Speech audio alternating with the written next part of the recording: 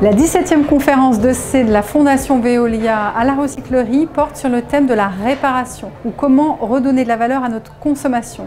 Et pour nous en parler, nous avons notamment le directeur d'une start-up pionnière de l'upcycling, ou comment redonner de la valeur aux déchets. Et son rêve, c'est de créer l'objet infini. Redonner de la valeur à notre consommation et à la nature, c'est vraiment au cœur des réflexions sur nos modes de vie qu'on mène au sein de Climate, au sein de nos projets. C'est important de mobiliser la jeunesse sur ces questions-là, ces réflexions qui sont vraiment au cœur de nos vies. Face au constat que le monde est en surchauffe, on surconsomme par rapport à ce que la planète est capable de générer en ressources naturelles, l'économie circulaire propose de réduire cette consommation de ressources naturelles par le recyclage, qui est nécessaire mais pas suffisant, par les activités de réparation, de réemploi, de réutilisation, qui permettent de conserver la valeur des biens.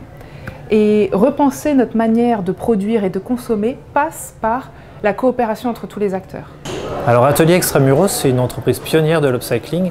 Et l'upcycling, c'est vraiment une forme particulière de réparation, puisque c'est un principe qui va ajouter de la valeur aux matériaux récupérés, aux objets, et ainsi donner aux objets une deuxième vie encore plus belle que la première. Avec le sujet de la réparation, on est vraiment en plein cœur de l'actualité.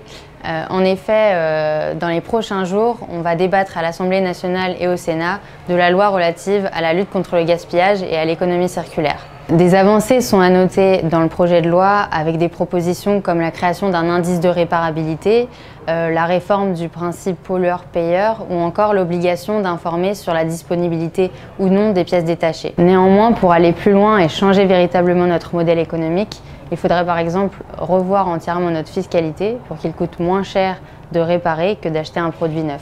Rendez-vous le 26 novembre prochain à 18h30 à la recyclerie.